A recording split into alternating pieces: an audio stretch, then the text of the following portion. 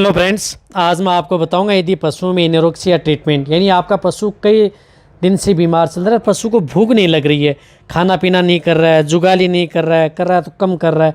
बहुत से पशुपालकों की इस प्रकार की दिक्कत है।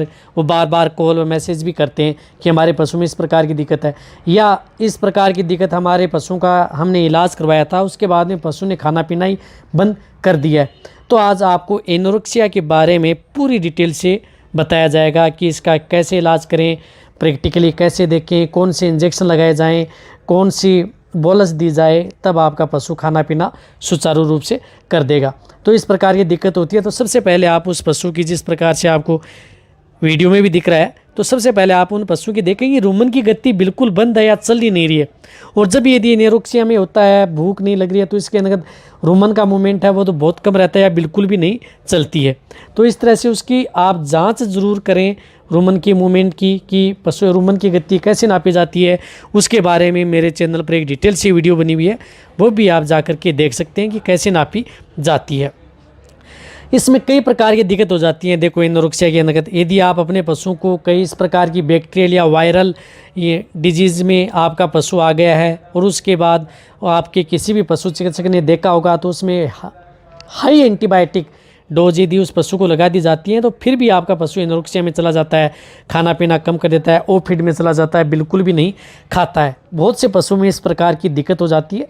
तो जब भी, और देखो, एंटीबायोटिक इस प्रकार की यदि आपके पशु में इंटरनल किसी तरह का कोई इन्फेक्शन हो गया है या कोई इस प्रकार की बीमारी हो गई है, तो उसमें एंटीबायोटिक भी हाई डोज इसलिए लगाई जाती है ताकि पशु में जो इन्फेक्शन है वो टूटे और पशु जल्दी रिकवरी ले। तो फिर साथ साथ क्या करते हैं कि वो जो इंजेक्शन है वो पशु की जो लीवर है उस पर जाकर के अटैक करते हैं, पशु की भूख बंद हो जाती है, खाना बिल्कुल भी नहीं करते हैं। जिस प्रकार से गाय आपको दिख रही है, ये खड़ी है आराम से, कोई दिक्कत नहीं है, इसकी हरा चारा भी रखा हुआ है, सूखा चारा भी रखा हुआ है, लेकिन फिर भी ये गाय बिल्कुल भी खाना नहीं खा रही है। यानी इस तरह की यदि पशु में दिक्कत है, तो आपको लग रहा है कि आपको लगता है इस तरह की एनोरेक्सिया में ऐसा लगता है कि आपका पशु कभी कभी बिल्कुल भी सुस्त स्थिति में चला जाता है और कभी एकदम ऐसा लगता है कि पशु बीमार नहीं है, इस कंडीशन में लग जाता है। लेकिन इसमें क्या होता है कि आपका पशु धीरे धीरे कमज़ोर होने लग जाता है, जिस तरह से आपको इस वीडियो में भी आपको दिख रहा है क्लिप के अंतर्गत। तो देखो, सबसे पहले आपको कभी भी यदि पशुओं को यदि इलाज करने के लिए जाता है, तो सबसे पहले उनका डायग्नोसिस करना बहुत सही है। जब तक यदि पशु का डायग्नोसिस नहीं होगा तब तक उस पशु का इलाज नहीं होगा। वैसे तो दवाइयों के बारे में, इंजेक्शनों के बारे में लगभग सभी जानते हैं कि ये इंजेक्शन आते हैं, ये दवाइयाँ आती हैं, ये पाउडर आती हैं, लेकिन उनको किस तरह से कौन सी डिजीज़ के अंतर्गत उपयोग में लेना चाहिए वह यदि प्रॉपर आना आ जाए तो आप फील्ड के अंतर्गत सक्सेस हो सकते हो। आप, ऐसा नहीं है कि आप बैग भर के सभी की सभी मेडिसिन यदि आप अपने पास हैं तो आप अब सभी पशुओं में बीमारियों का इलाज आप कर सकते हैं, बिल्कुल भी नहीं। जब तक आप उस पशु का सही डायग्नोसिस यदि नहीं कर पाएंगे तब तक आप उस पशु का इलाज बिल्कुल भी नहीं कर पाएंगे, चाहे आपके पास सभी की सभी मेडिसिन क्यों न उपलब्ध हो। क्योंकि आपको लगाने का भी तरीका होना चाहिए कि इस डिजीज़ के अंतर्गत इस तरह की जो मेडिसिन है, पाउडर है, लिक्विड है या अदर जो इंजेक्शन है वो लगाए जाते हैं। तो इस बात का आपको ज़रूर ध्यान रखना है। तभी मैं आपको बार बार इसलिए कहता हूँ कि ताकि आपकी फील्ड में अच्छी प्रैक्टिस बने, आपका अच्छा नाम हो और आप अच्छा ट्रीटमेंट दें।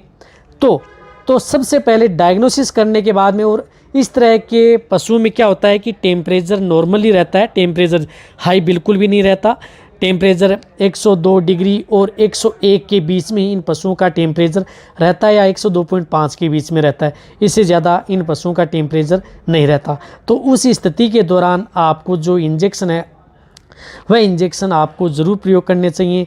जिस तरह से इंजेक्शन के तौर पर यदि मैं आपको बताऊं कि यदि आपके पशु में इस प्रकार की दिक्कत है, तो सबसे पहले आपको जो इंजेक्शन, आपको एक तो इसमें CPM इंजेक्शन है, क्लोरफेनेरमाइन मेलेट, कैडिस्टिन, या कोई भी इंजेक्शन हो जिसके अंदर क्लोरफेनेरमाइन मेलेट साल्ट हो, वह इंजेक्शन उस पशु को 10 ml इंट्रामस्कुलर ज़रूर लगवाएं।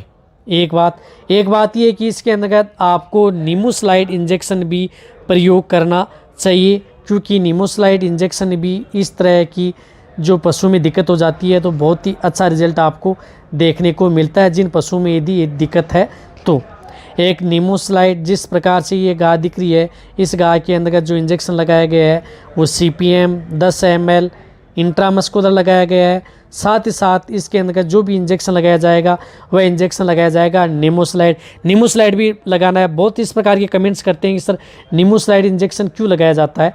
नीमोस्लाइड इसका टेम्परेचर नहीं है। अरे टेम्परेचर नहीं है, लेकिन कई बार इंटरनल ऑर्गन है या आपके पशु में किस प्रकार की कोई दिक्कत है, इंटरनल कुछ स्वेलिंग है, उसकी वजह से भी पशु खाना पीना नहीं करता है, तो ये इंजेक्शन उस पशु को दें 20 ml 15 से 20 ml इंट्रामस्कुलर। और जब यदि आप इंट्रामस्कुलर इंजेक्शन लगाते हैं, जिस प्रकार से पुट्टू में तो उन्हें अच्छी तरह से साफ कर लें, जिस तरह से मैंने साफ किया था, और फिर ये इंजेक्शन आप उस पशु को लगाएं। एक इंजेक्शन लगाना है, उसके अंदर टोनोफॉस इंजेक्शन 15 से 20 ml इंजेक्शन लगाना है। साथ साथ इंजेक्शन एक उपयोग में लेना है, उसमें बेलामाइल इंजेक्शन जो लेना है 10 ml इंट्रामस्कुलर। ये इंजेक्शन भी जो लार्ज एनिमल्स हैं उसके अंदर लगाने हैं। साथ साथ जो टेबलेट आती हैं उसमें आप टेबलेट भी दे सकते हैं, जिस प्रकार से इसमें फ्लोरासेक दी जा रही है, इसमें फ्लोरासेक भी आप दे सकते हैं। या अदर जो आपके पशु की रूमन की मूवमेंट बढ़ाती है, फ्लोरासेक ले सकते हैं, बायोबूस्ट बोलस ले सकते हैं, या बोविरम बोलस ले सकते हैं, रूमनैपस बोलस ले सकते हैं। कोई सी भी बोलस है वह आप उस पशु को ओरली आप जब भी ट्रीटमेंट करके आते हैं तो उस पशु को ज़रूर दें। जिस तरह से आपको वीडियो में दिख रहा है, इस वीडियो के अंतर्गत मैं जो ये बोलस दे रहा हूँ, तो आप कई कमेंट्स करते हैं कि सर आप जीभ क्यों पकड़ते हैं।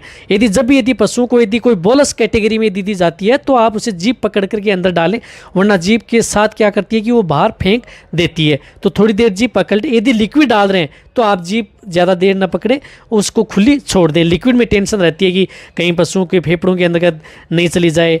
और जब भी बोलस दे रहे हैं तो आप उसकी जीभ पकड़ करके, ताकि वो अच्छी तरह से निकल सके, वरना जीभ यदि खुली छोड़ेंगे पशु की तो जीभ से क्या है कि पशु बाहर फेंक सकता है, कोई भी बोलस हो या टेबलेट। तो आपको इस प्रकार से टेबलेट और बोलस देनी है। साथ साथ उस पशु को किसी भी तरह का जो एक लिवरटोन आता है, एम्ब्लिक्यूर DS जो मैं बताता हूँ, यदि वो नहीं मिले तो आपको ब्रोटोन, वो आपको 50 ml से लेकर के 100 ml पर डे के हिसाब से लगातार उस पशु का स्टार्ट करवा दें। और साथ साथ उस पशु की डिवर्मिंग भी करवाएं ताकि अच्छा रिजल्ट मिले। तो आप ये यदि साथ में देंगे, और साथ साथ जो बोलस जो मैंने दिए वो लगातार उस पशुपालक को कहें कि लगातार 5 दिन दे, ज़रूर आप उन पशुओं में अच्छा रिजल्ट देखने को मिलेगा।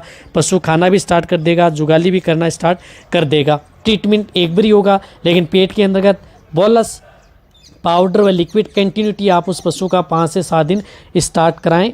अच्छा रिजल्ट आपके पशु में देखने का मिलेगा, और आपको कोई भी अदर इंजेक्शन लगाने की कोई ज़रूरत भी उस पशु को नहीं होगी।